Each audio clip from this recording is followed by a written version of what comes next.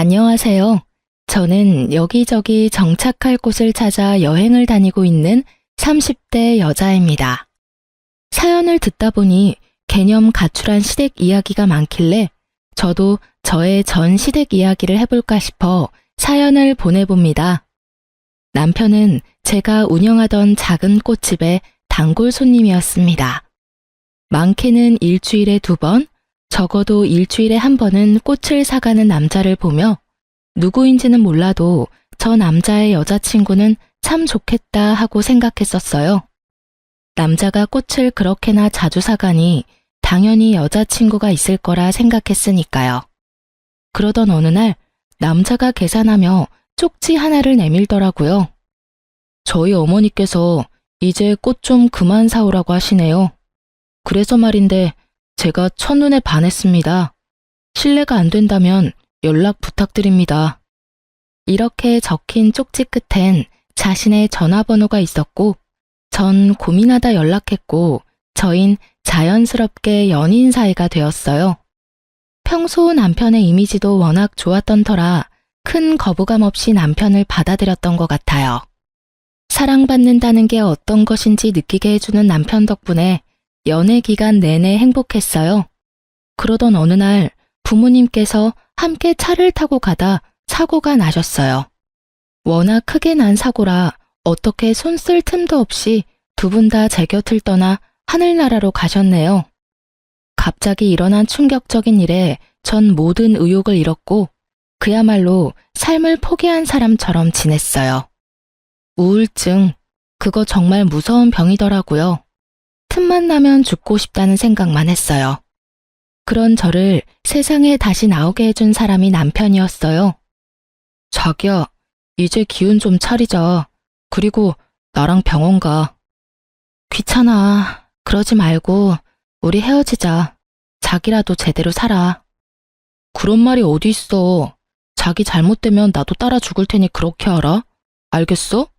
자기야. 나 죽는 꼴 보기 싫으면 얼른 일어나. 그리고 나랑 병원 가. 오늘은 당신이 싫다고 해도 어떻게 해서든 데리고 갈 테니까. 자기 꼴을 좀 봐. 뼈만 앙상해서는. 하늘에 계신 부모님이 이 모습 보면 그 심정이 어떠시겠어? 그렇지 않아도 자기 혼자 두고 가셔서 눈도 제대로 못 감으셨을 텐데. 자기 이러고 있는 거 아시면 좋은 곳 못 가셔.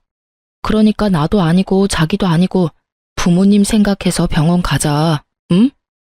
날마다 찾아와서 저를 설득해준 남편 덕분에 전 병원 치료를 받으며 많이 좋아졌고 다시 일상생활을 하게 되었어요. 그 무렵 남편이 결혼하자고 하더라고요. 자기야, 우리 결혼하자. 응? 갑자기? 나 당신 가족이 되어주고 싶어. 사실 당신이 또 나쁜 생각할까봐 너무 걱정돼. 그러니까 나랑 결혼해서 내 곁에 좀 있어주면 안 될까? 당신 잘못되면 내가 못 살 것 같아서 그래. 제가 바다 끝까지 무너진 모습을 보고도 애절하게 결혼을 원하는 남편을 보며 내가 앞으로 이런 남자를 또 만날 수 있을까 싶더라고요. 그래서 전 고민하지 않고 남편과 결혼하기로 했어요. 저의 허락이 떨어지자 번갯불에 콩 구워 먹듯 결혼을 서둘렀지만 모두 저를 위한 것이겠거니 하고 그러려니 했어요. 남편의 시커먼 속내도 모르고 말이죠. 자기야, 우리 결혼하면 혹시 어머님 모시고 살아야 해? 아버님도 돌아가신 지 얼마 안 되셔서 적적하실 거 아냐. 재작년에 돌아가셨지. 그렇지 않아도 많이 적적해 하셔서 남동생이 모시고 있어. 그러니까 우린 엄마 신경 쓰지 말고 우리나 행복하게 잘 살면 돼. 알겠지? 사실 내심 걱정이었거든. 우울증이란 게 또 언제 심해질지 모르니까. 아무래도 모시고 살면 어머님이나 나나 힘들 것 같았거든. 당신 맘 다 아니까 너무 신경 쓰지 마. 동서에겐 조금 미안했지만 제 입장에선 어쩔 수 없더라고요. 결혼식은 최대한 간소하게 치렀어요. 남편은 3남매인데 막내 아가씨도 시집을 갔고 남편이 마지막이었던 터라 어머님도 조용히 올리는 결혼식을 반겨주셨어요. 고마워. 내 뜻대로 간소하게 결혼식 올려줘서. 내심 걱정했거든. 아무래도 당신이 맞이라 어머님 생각은 다를 수도 있으니 말이야. 그런 걱정을 왜 해? 당신도 봤잖아. 엄마도 좋아하시는 거. 우리 집도 막내 결혼식 올린 지 얼마 안 돼서 또 손님들 초대하기도 좀 그랬는데. 때마침 당신이 간소하게 치르자고 하니 우리가 더 다행스러우는걸. 그러니까 그런 걱정 말고 당신은 그냥 건강 생각하면서 푹 쉬어. 남편의 말대로 전 마음을 요양하는 시간을 보냈어요. 꽃집도 제가 정신 놓고 있던 시기에 문을 닫았던 터라 낮에 햇볕도 쐬고 요리도 배우러 다니며 사람들과 어울리려 노력했어요. 그렇게 지내다 보니 수면제 없이 잠드는 시간들도 생겨나더라고요. 그렇게 몸도 마음도 건강해질 무렵 명절이 다가왔어요. 결혼하고 처음 맞이한 명절이기에 전 남편을 앉혀놓고 약속을 받아냈어요. 당신 여기 좀 앉아봐. 무슨 일 있어? 무섭게 왜 그래? 우리 내일 시댁 가잖아. 그 전에 당신한테 약속을 좀 받고 싶어. 무슨 약속? 난 시댁 일이라고 혼자 독박으로 일할 생각은 추호도 없어. 시댁에서 일이나 하려고 결혼한 것도 아니고. 그래서 말인데 내일 음식 준비할 때 당신도 함께 했으면 해. 난 또 뭐라고. 알겠어. 내가 내일 당신 옆에 찰싹 붙어서 도와줄게. 도와주는 게 아니라 함께 하는 거지. 왜 도와주는 거라고 해? 그리고 엄연히 따지면 내가 당신을 도와주는 거야. 당신 조상님들 식사라도 하고 가셔라. 하고 차리는 음식이니까. 알겠어? 네, 잘 알겠으니 얼른 자. 피곤하다고 했잖아. 얼른 자자. 피곤하다. 저는 남편의 호언장담 덕분인지 푹 자고 일어나 시댁으로 갔어요. 어머님, 저희 왔어요. 그래, 왔니? 얼른 손 씻고 와서 좀 거들어라. 둘째는 아까부터 재료 다듬고 있어. 전 괜찮아요, 어머님. 형님, 일단 짐부터 푸시고 좀 앉으세요. 차 많이 밀리죠? 커피라도 좀 드릴까요? 아니야, 동서. 일단 나 짐부터 풀고 바로 나올게. 여보, 당신이 먼저 좀 돕고 있어. 동서 혼자 힘들겠다. 알겠어. 재수씨, 저 손부터 씻고 와서 도와드릴 테니 조금만 기다려주세요. 저희가 나누는 대화를 잠자코 듣고 있던 어머님은 남편이 적극적으로 나서자 갑자기 태도를 바꿔 언성을 높였어요. 아니 얘가 뭐 하는 짓이야? 여기 여자가 몇 명인데 네가 왜 나서? 에이 엄마도 참. 요즘 그런 말 하면 이혼당해. 요즘 애들이 어떻든 나는 관심 없다. 여긴 내 집이니 내 뜻대로 할 거야. 넌 들어가서 쉬어. 아님 소파에 앉아서 TV라도 보든지. 나 하나도 안 피곤해. 어제 잠도 푹 자서 컨디션 매우 좋아. 얘가 진짜? 네 엄마 쓰러지는 꼴 보고 싶으면 가서 도우던가. 난 절대 내 아들이 요리하는 꼴 보고 있을 생각 없으니 정하려거든. 집에 가. 단호한 어머님의 태도에 남편도 어찌할 바를 모르겠는지 우물쭈물하고 있더라고요. 생각 같아선 집에 가고 싶었어요. 하지만 그럴 순 없더라고요. 형님, 전 괜찮으니까 형님도 몸 안 좋으시면 들어가서 쉬세요. 늘 혼자 했던 터라 별로 힘들지도 않아요. 동서, 그게 무슨 말이야. 이 많은 걸 어떻게 혼자서 해? 늘 해왔는데요, 뭘. 그리고 전 음식 만드는 것보다 어머님 노여움이 더 힘들어요. 그러니까 아주버님 벌 그만 세우시고 형님도 같이 들어가세요. 전 진짜 괜찮아요, 형님. 착한 것을 넘어 바보 같은 동서를 두고는 도저히 발길이 떨어지지 않았으니까요. 전 멀뚱히 서 있는 남편을 일단 방으로 보내고 동서를 도왔어요. 동서의 말은 그냥 하던 말이 아니더라고요. 그간 진짜 혼자서 일은 다 했는지 손이 보이지 않을 정도로 군더더기 없이 빠르게 음식을 해내더라고요. 돕는다고 돕는 제 손길이 방해될 뿐이라는 걸 깨달은 저는 그저 뒷정리만 할 수밖에 없었어요. 동서, 대단하다 진짜. 손이 어쩜 그렇게 빨라? 저도 처음엔 버벅거렸어요. 근데 워낙 제사가 많은 집이라 금방 손에 익더라고요. 듣는 저는 웃음이 나지 않는데 동서는 어쩜 그렇게도 밝게 웃으며 말하는지. 전 이제껏 동서의 시댁살이 어떠했는지 훤히 보이더라고요. 아니나 다를까 명절 아침이 밝았고 전쟁 같은 시간이 지난 뒤 다 함께 모여 앉아 밥을 먹고 있었어요. 동서는 밥을 제대로 씹지도 않고 급하게 먹더니 미처 하지 못한 뒷정리를 하려고 일어섰고 전 그런 동서를 다시 앉혔어요. 가만히 있어. 내가 알아서 할 테니까. 네? 동서는 일단 가만히 있어. 나한테 다 생각이 있으니까. 동서는 의아한 눈으로 절 바라보았고 전 동서의 손을 꽉 붙잡고 놔주지 않았어요. 시댁 식구들의 식사가 끝나갈 때쯤 아가씨가 혼자 문을 열고 오더라고요. 나왔어. 서서방은? 그이 바빠서 또 회사 갔지. 엄마한테 죄송하다고 전해달래. 그렇게나 바빠? 뭐가 그렇게나 바쁘다고 명절에 쉬지도 못하고 또 회사야. 아, 몰라. 하루 이틀 바쁜가 뭐. 나 배고파. 밥 줘. 넌 이때까지 밥도 안 먹고 뭐 했어? 시댁에서 밥도 한 그릇 못 얻어먹은 거야? 우린 차례도 안 지내잖아. 여기 와서 먹으려고 거의 안 먹었지. 언니, 얼른 먹을 거 좀 줘요. 시켜 먹는 꼴이 숨을 쉬듯 자연스러운 시누이를 보며 저도 모르게 한숨이 나오더군요. 전 시누이의 밥을 차리려는 동서를 붙잡아 세우고 큰 소리로 말했어요. 동서, 친정 안 가? 이제 아가씨도 왔으니 이만 가봐. 네? 저 가라고요? 그럼 안 갈 거야. 아가씨도 왔는데 동서도 당연히 가야지. 형님은요? 형님은 언제 가시게요? 뭘 내 걱정까지 해? 나도 동서 보내고 갈 거니까 내 걱정하지 말고 동서나 얼른 가. 부모님들이 얼마나 기다리시겠어? 동서도 외동딸이라며. 시댁도 중요하지만 친정도 잘 챙겨야지. 여긴 식구도 많으니까 얼른 가봐. 그래도 되죠, 어머님? 그러렴. 당황한 기색이 역력한 어머님과 이런 상황이 어리둥절한 동서. 저는 동서를 떠밀다시피 해 친정으로 보내버렸어요.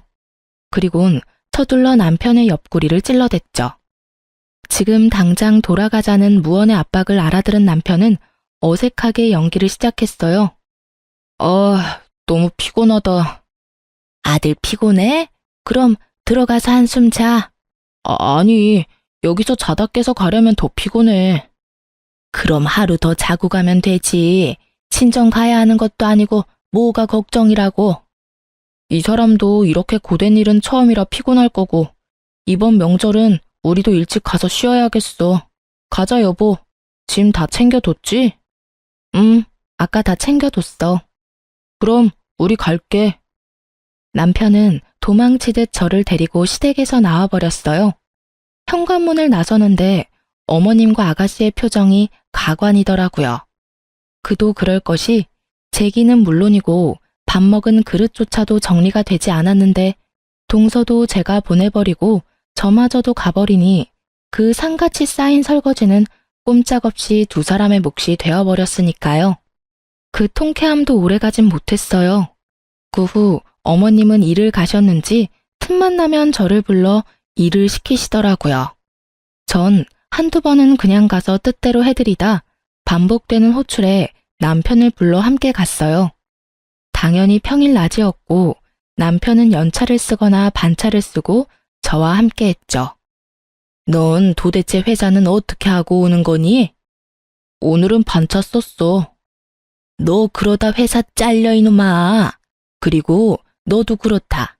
내가 너만 오라고 했지 내 아들까지 끌고 오라디?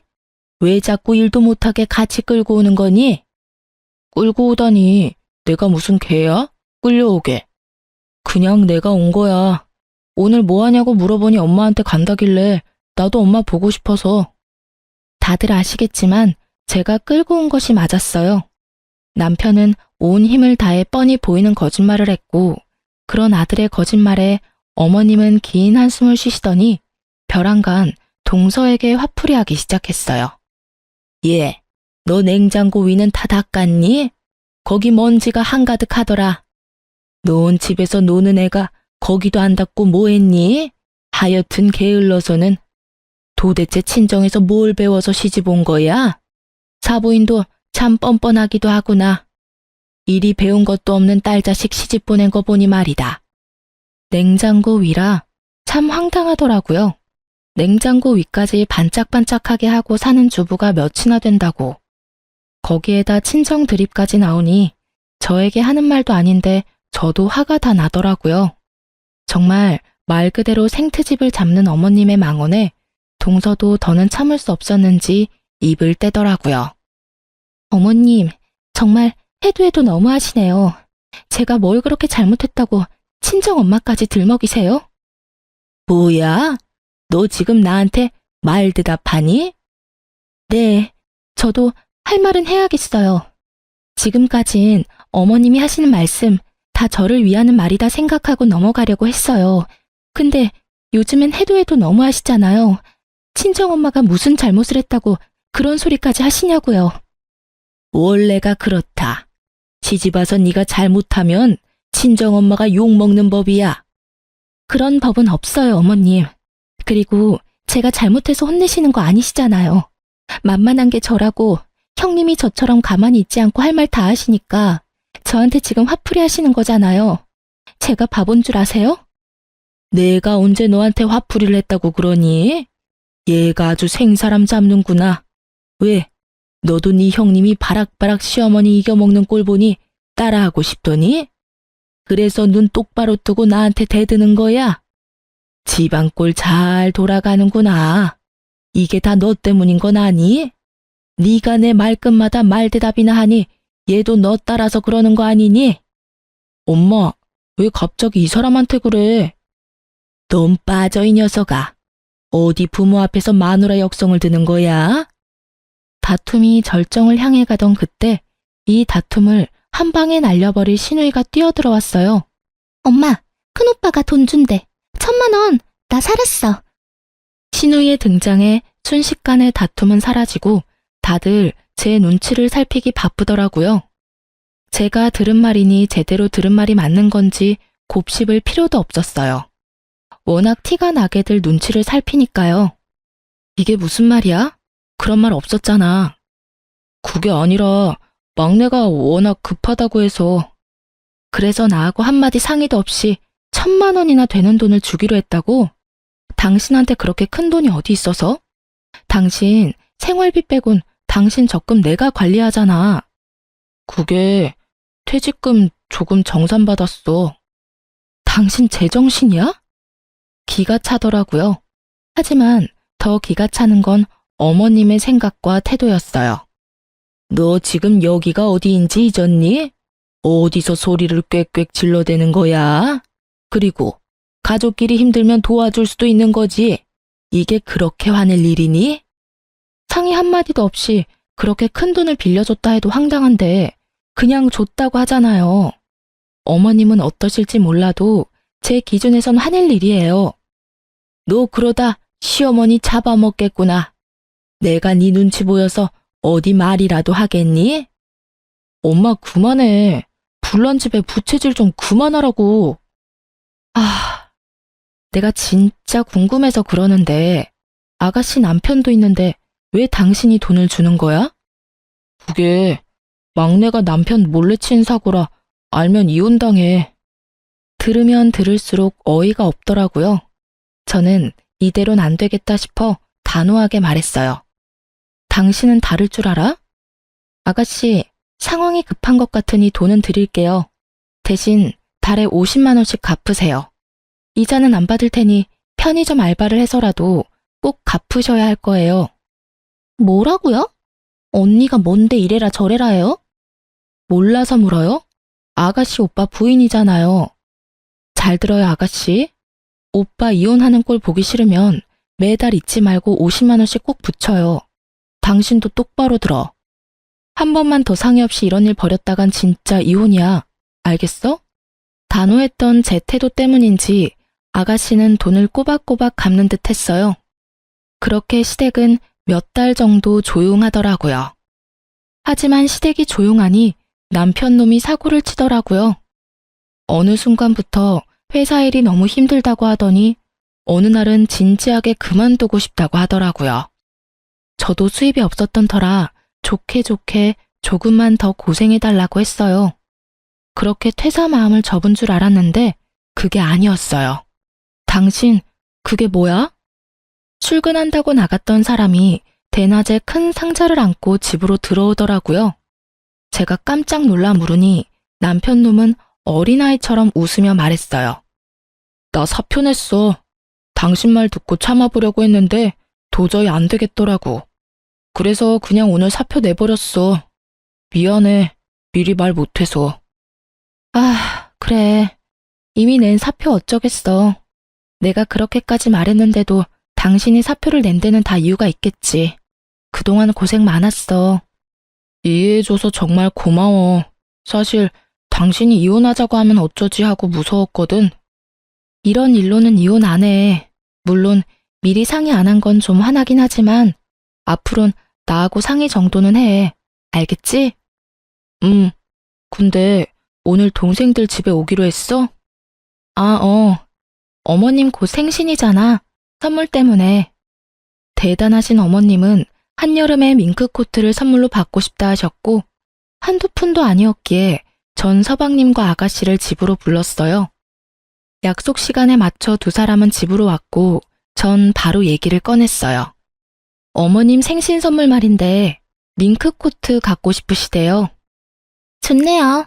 그렇지 않아도 친구들 중에 엄마만 밍크코트 없다고 그랬는데 이참에 사주면 되겠네. 우리 엄마 좋아하겠네. 엄마는 좋겠네. 근데 형, 너무 무리하는 거 아니야? 밍크코트 비싸잖아. 어쩔 수 없지 뭐. 삼남매의 얘기를 듣고 있자니 이상한 방향으로 흘러가기에 제가 딱 잘라 말했어요. 지금 무슨 말들 하는 거예요? 어머님 밍크코트 다 같이 돈 모아서 사드릴 거예요. 한두 푼짜리도 아니고 저희가 어떻게 사드려요? 어머 언니, 그런 건 원래 마지가 다 하는 거라고요. 저희가 돈이 어디 있어요? 그러게, 형수님, 비싸니까 맏아들이 사드려야죠. 그래 여보, 얘들이 돈이 어디 있어.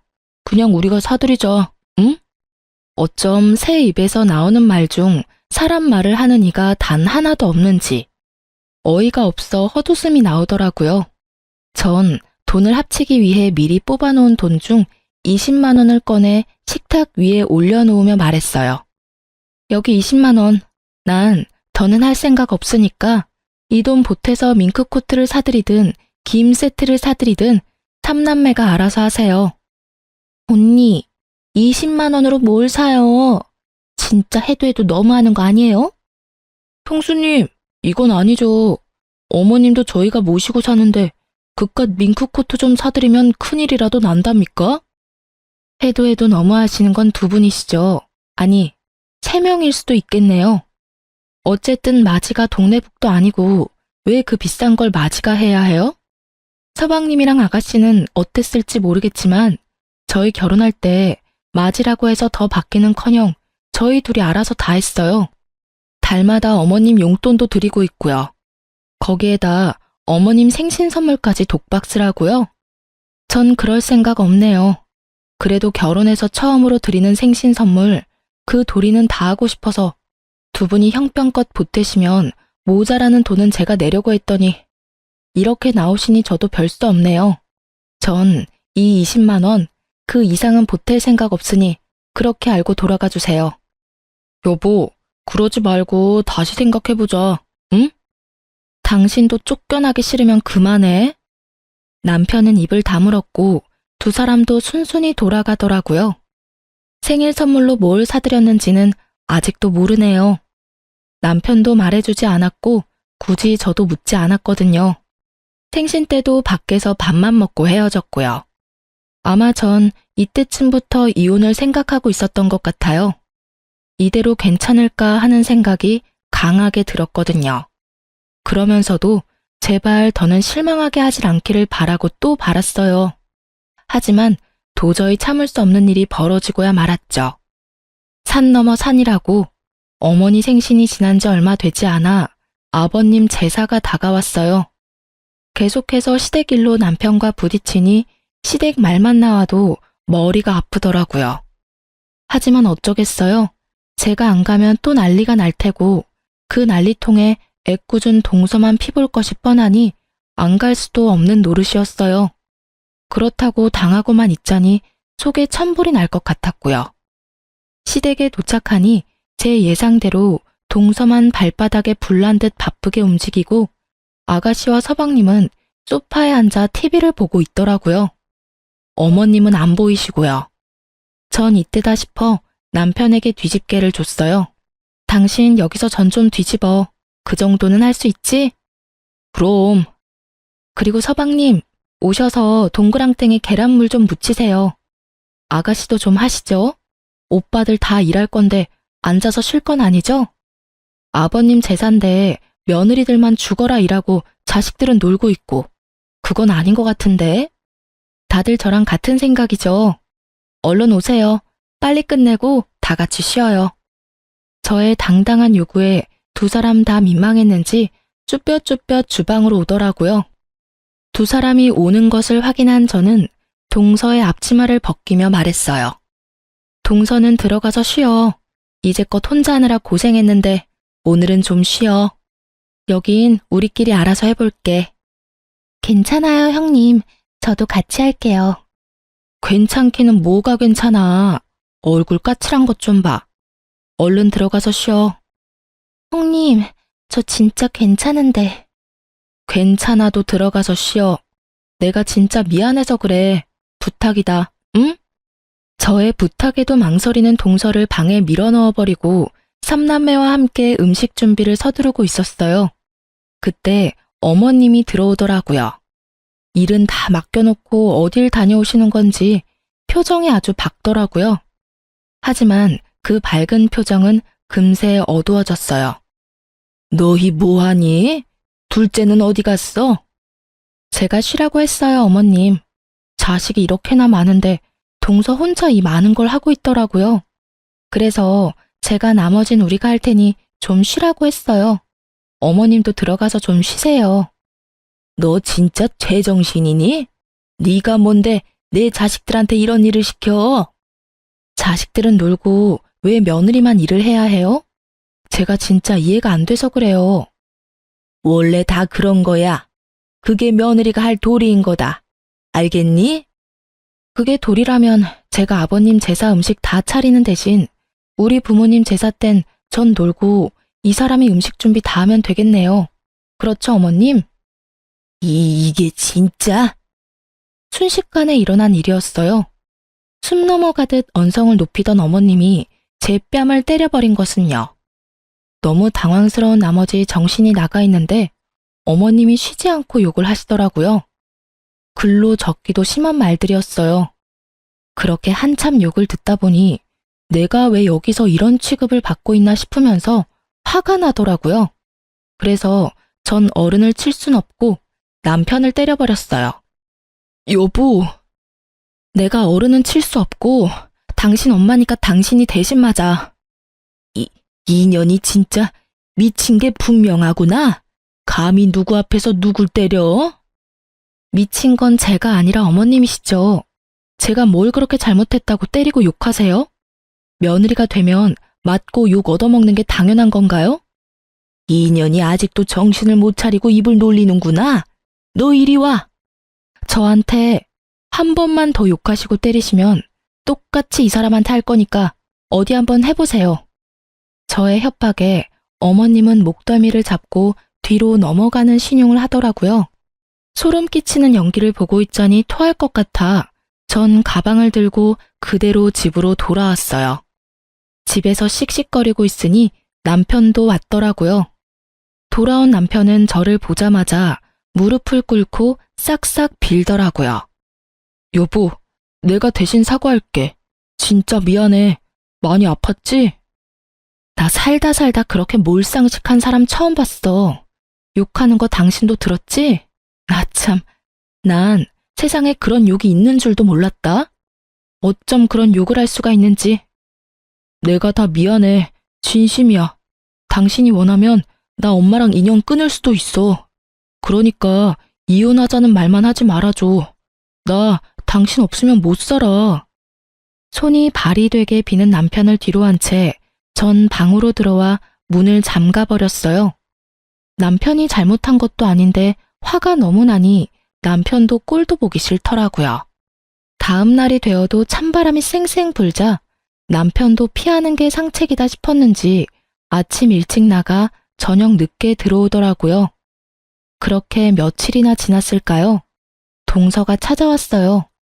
그리고 동서에게서 충격적인 말을 들을 수 있었어요.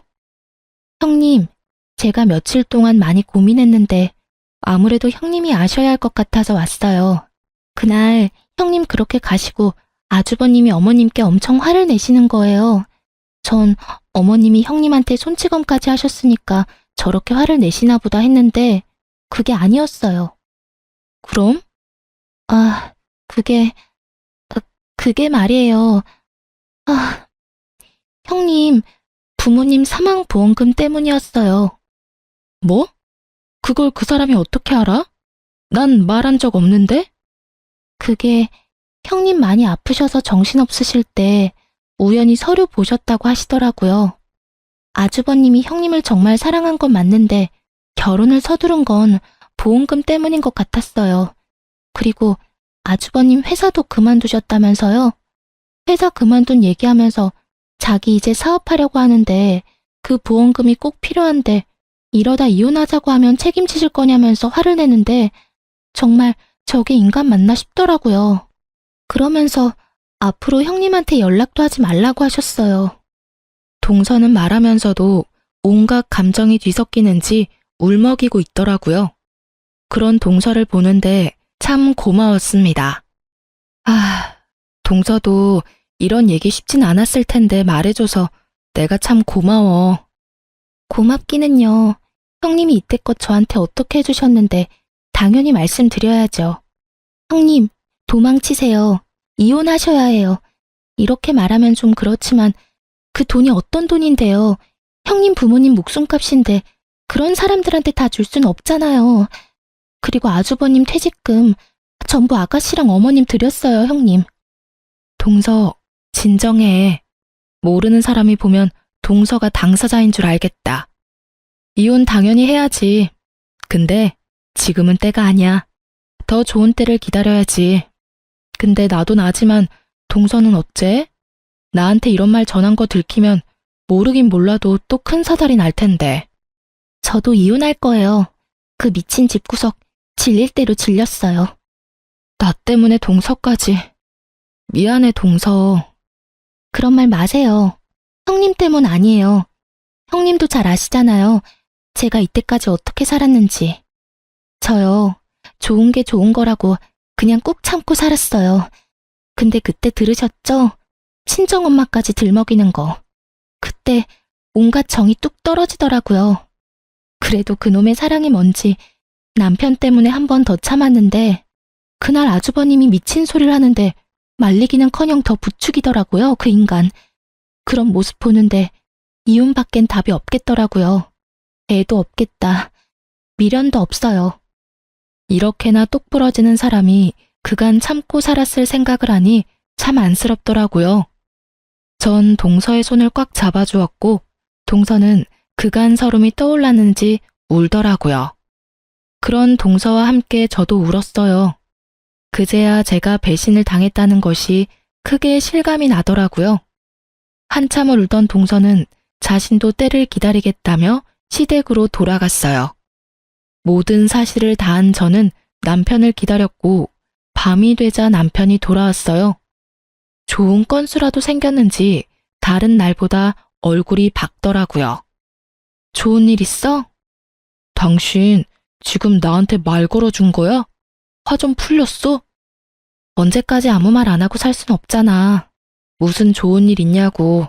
표정이 밝네? 아니, 내가 좋을 일이 뭐 있어. 그냥 울상으로 다니면 당신 기분도 처질까봐 밝은 표정 지으려고 노력했지. 그래? 고맙네. 내 기분도 생각해주고. 근데 당신 요즘도 당신 식구들한테 돈 주고 그런 거 아니지? 아니, 내가 미쳤어? 안 그래. 나 이제 영 끊을 거라고 그랬잖아. 표정 하나 바뀌지 않고 거짓말을 하는 남편을 보니 이제껏 날 얼마나 속였을까 하는 생각이 들더라고요. 남편은 여전히 제 앞에선 시댁 식구들과 연락조차 하지 않는 척을 하며 뒤로는 그나마 모은 남편 돈으로 시댁 식구들을 돕고 있었어요. 돌아가신 부모님 사망보험금만 믿고 재산 탕진을 신나게 하는 모습을 지켜보는 꼴도 꽤 즐겁더라고요. 동서는 남편이 시댁을 도울 때마다 저에게 알려줬고 저는 열심히 계산기를 두들겼어요. 마침내 남편 통장이 텅텅 비었을 때쯤 전 남편에게 이혼을 통보했어요. 이혼해 우리. 갑자기 그게 무슨 소리야? 말 그대로 이혼하자고. 갑자기 무슨 이혼이야. 우리 엄마 때문에 그래? 내가 영 끊는다니까. 요즘 연락도 안 하는 거 당신이 더 잘 알잖아. 연락은 안 하지만 돈은 주잖아. 그거 참 이상하지 않아? 언제 얼마가 필요한지 알고 돈을 그렇게 매번 들여? 당신이 그걸 어떻게 알았어? 그게 중요해? 어머님, 서방님, 아가씨 골고루 잘도 나눠주던데. 내가 그랬지? 나랑 상의 없이 한 번만 더 이런 일 벌이면 가만 안 있는다고. 이혼해. 나 맘 돌릴 생각 전혀 없으니까 괜히 힘 빼지 말고 해. 안 돼. 못해. 나 당신 없이 못 살아. 당신도 잘 알잖아. 내가 아니라 내 부모님 사망보험금이 없으면 못 살겠지. 당신이 그걸 어떻게 알았어? 영원한 비밀이 있을 거라 생각했어? 꿈도 크다. 얼른 짐 싸서 나가. 여기 내가 처녀 때부터 살던 내 집인 건 알지? 당신 집은 1%도 없으니까 뭉구적거리지 말고 당장 나가줘. 10분 시간 줄게. 10분 뒤에도 나가지 않으면 경찰 부를 테니까 그렇게 알아.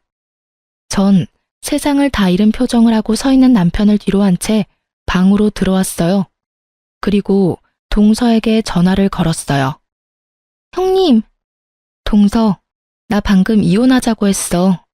돈 빌려준 것부터 보험금까지 다 얘기해서 아마 집안 발칵 뒤집힐 거야. 괜찮겠어? 안 괜찮을 건 또 뭐예요? 전 기쁜걸요? 노예 해방의 날인데요. 저도 오늘 이혼 선포하고 이 집 나갈 거예요. 그래? 차라리 그게 좋겠다. 괜히 또 험한 꼴 당하지 말고 얼른 나와. 지금 어머님 통화하시는데 아주버님 같아요. 언성 높아지는 거 보니. 형님, 저 끊을게요. 밖에서 저 찾네요. 동서, 조심해. 네, 걱정하지 마세요. 같이 살아야 하니 참았지. 지금은 참을 이유도 없는걸요? 제대로 업고 나가버리죠 뭐. 전화를 끊고 거실로 나가보니 남편은 없더라고요. 발등에 불 떨어졌겠죠. 남편 노트북을 훔쳐봤는데 보험금만 믿고 말도 안 되는 사업을 크게도 벌여놨더라고요. 이미 들어간 돈도 꽤 되는 듯 했고요. 모르긴 몰라도 원금 회수는커녕 빚쟁이가 될 것은 불보듯 뻔한 일이었어요. 그날 저녁 동서는 한바탕 시댁을 뒤엎고 우리 집으로 왔어요. 형님, 오늘 하루만 신세 좀 져도 될까요? 너무 늦어서 친정에 가기도 그렇고 마땅히 연락할 만한 친구도 없네요. 결혼하기 전엔 친구도 많았는데 그동안 뭐하고 살았나 모르겠어요. 그럼 얼른 들어와 동서. 나 말고 친구한테 갔으면 나 섭섭할 뻔했어. 감사해요 형님. 그렇게 동서와 저는 밤새 시댁이 어떻게 박살이 났는지에 대해 이야기를 나누었어요. 글쎄 전화 끊고 나가니까 어머님이 난리를 부리는 거예요. 네 년이 다 말했지? 그러면서 제 머리채를 휘어잡으려는 걸 제가 탁 쳐내니까 목덜미를 막 잡으면서 욕을 얼마나 하는지. 거기에다 남편 새끼도 막 소리를 지르길래 그냥 이혼하자고 하고 제가 준비했던 음식 다 식탁 밑으로 엎어버리고 나왔어요. 어머님 막말하고 욕한 것도 다 녹음해뒀어요. 동서는 시원하게 뒤집고 나왔고 저흰 시원하게 이혼했어요. 저의 예상대로 두 형제는 돈이 있을 리가 없었고 위자료는 줘야 하니 시댁집을 담보로 대출을 받아 위자료를 주더라고요. 시모는 자신의 손으로 두 아들을 이혼시킨 꼴이 됐으니 화병으로 누웠다고 하고요. 그 성격에 참 잘 어울리는 단어라고 생각했네요. 화병. 이혼 후 저희는 그저 기다렸어요. 그 인간만도 못한 것들이 서로 저희의 복수를 대신하는 꼴을 그저 기다리며 지켜봤어요.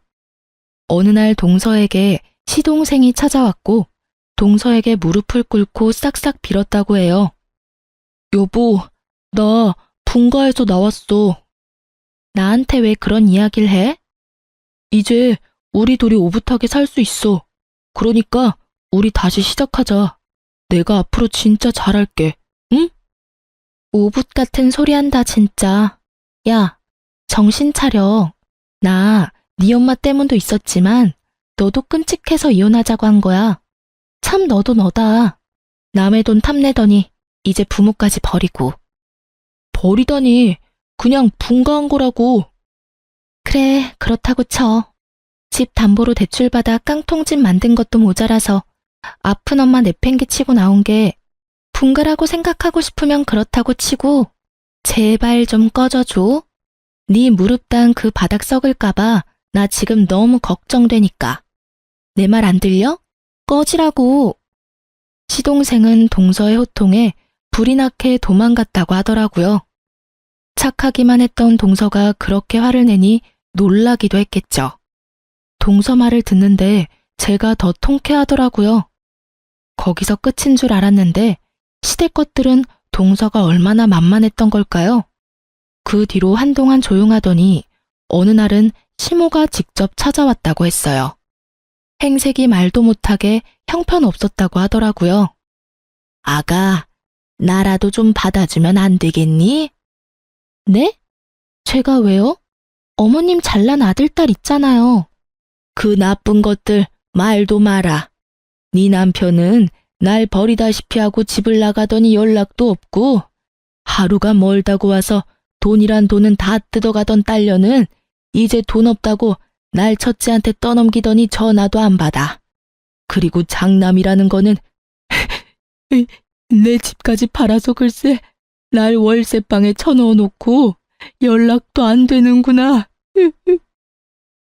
아, 어머님. 응? 그래, 아가, 넌 나 안 버릴 거지? 저 이혼했어요. 벌써 이혼한 지 몇 달이나 지났어요. 전 어머님 아가도 며느리도 아니에요. 그러니까 앞으로 찾아오지 마세요. 어머님이라 불러드리는 것도 오늘이 마지막이니까요. 이제 진짜 두 번 다신 보지 마요. 전 어머님 얼굴만 봐도 끔찍하네요. 동서가 어찌나 성대모사를 잘하는지 동서 말을 듣는데 마치 시모가 눈앞에 있는 기분이었어요. 그래서 그런지 더 통쾌하더라고요. 저의 예상대로 그들은 서로가 서로에게 지옥을 보여주고 있었어요. 참 어울리는 결말이라고 했네요. 이렇게 끝이 난 줄 알았죠? 찾아올 사람은 다 찾아왔다고. 하지만 아니더라고요. 전 남편이 남아있다는 걸 깜빡했어요, 제가. 저를 찾아온 남편은 왜인지 여유로워 보였어요. 의아했죠. 미래가 보이지 않는 빚쟁이일 텐데 여유로워도 너무 여유로우니까요. 좋아 보이네. 잘 지냈어? 이혼한 덕분에 아주 잘 지내지. 나는 안 물어봐줘? 내가 왜? 전 남편은 제 말은 들리지도 않는지 묻지도 않은 안부 따위를 전해주더라고요.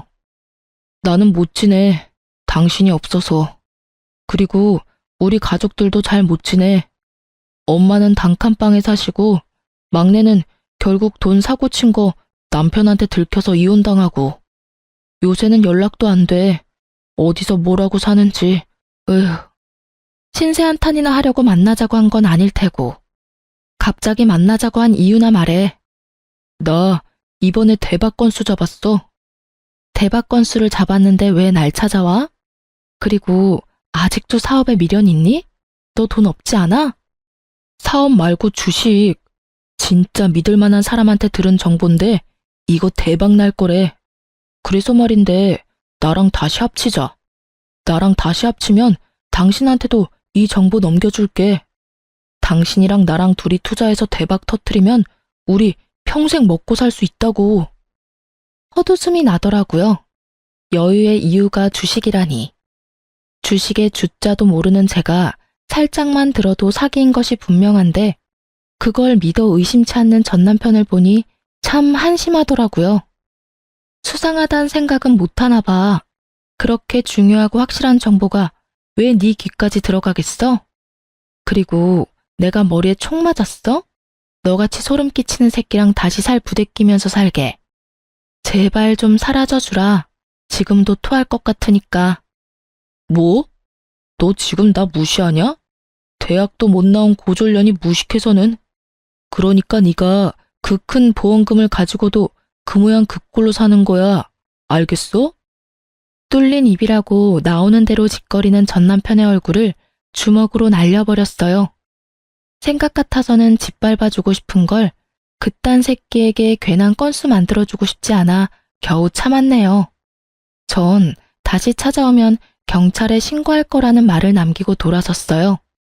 그 후 전 남편이 어디까지 망하나 지켜보기 위해 사기 같은 주식을 주시했어요. 그 주식은 며칠 오르는가 싶더니 빠르게 고꾸라지더라고요. 하루아침에 나락으로 가는데 전 남편의 미래를 보는 것 같아 한참을 웃었어요.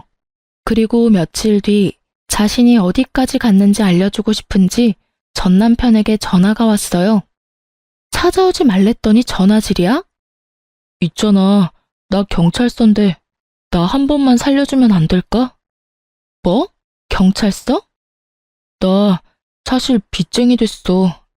저번에 말했던 주식만 믿고 여기저기 돈 빌려다 투자했는데 완전 깡통 찼어. 그래서 지금 고소당해서 경찰서인데 당신이 한 번만 좀 도와주면 안 될까? 제발. 당신이 안 도와주면 나 깜빵에 가야 해. 당신도 나 그렇게까지 되는 건 싫은 거 아니야. 착각의 정도가 광증에 가까운 남편의 개소리를 들으면 전 웃음을 터뜨렸습니다. 착각은 자유라더니 너 그 정도면 병이야, 병. 뭐? 나 너 그렇게까지 되는 거 좋아. 내가 싫을 이유가 없잖아? 그래서 하는 말인데 그냥 깜빵 가. 깜빵 가면 잠도 재워주고 밥도 주고 운동도 시켜준다더라. 심지어 다 공짜래. 어때? 끝내주지? 그러니까 잘 생각해봐.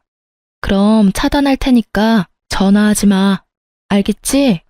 전 다급히 전화를 끊고 전 남편 번호를 차단했네요. 이렇게 저와 동서의 복수는 전 시댁 식구들이 나서준 덕분에 잘 끝났어요. 시간이 흐른 지금 동서와 저는 언니 동생 사이로 잘 지내고 있어요.